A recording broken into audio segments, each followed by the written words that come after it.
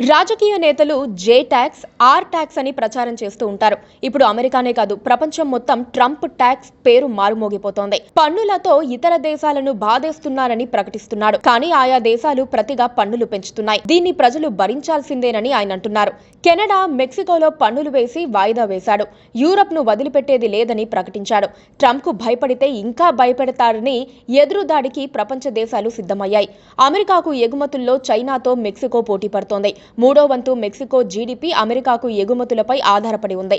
ఎగుమతి దిగుమతుల్లో మెక్సికో వాణిజ్య మిగుల్లో ఉంది.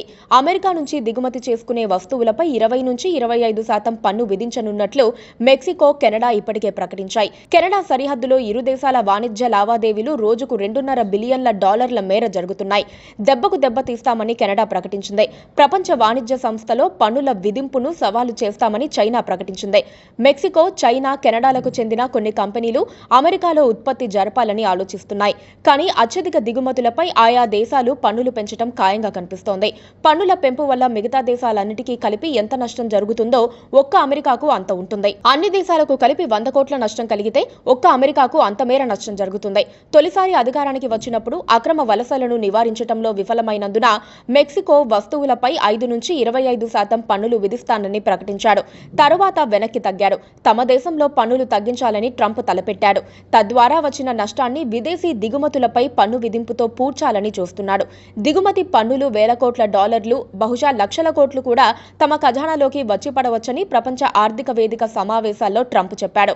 కానీ తమ ప్రజలు అంతకంటే ఎక్కువ నష్టపోతారని మాత్రం చెప్పటం లేదు. కెనడా, మెక్సికోల మీద పన్ను కారణంగా అమెరికా జీడీపీ 0.8% దిగజారుతుందని అక్కడి నిపుణులు అంచనా వేస్తున్నారు.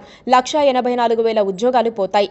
చైనా వస్తువులపై 60%, మిగతా వాటిపై 20% విధిస్తే ఏటా కుటుంబం మీద $2,600 భారమని నిపుణులు తేల్చారు.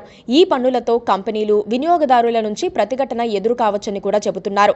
తొలిసారి అధికారానికి వచ్చినప్పుడు ట్రంప్ విధించిన పన్నులకు ప్రతిగా ఐరోపా యూనియన్, చైనా చర్యలు తీసుకున్నాయి. వ్యవసాయ రంగంలో ట్రంప్ మద్దతుదారులు, ఇతరులు నష్టపోయారు. ట్రంప్ చెబుతోన్న మాటలు, చేతల ప్రభావం, పరిణామాలు, పర్యావసనాలు వెంటనే వెల్లడయ్యే అవకాశాలు ఉండవని అనుకోవచ్చు. Please subscribe to KTV Telugu. KTV Telugu. KTV Telugu channel.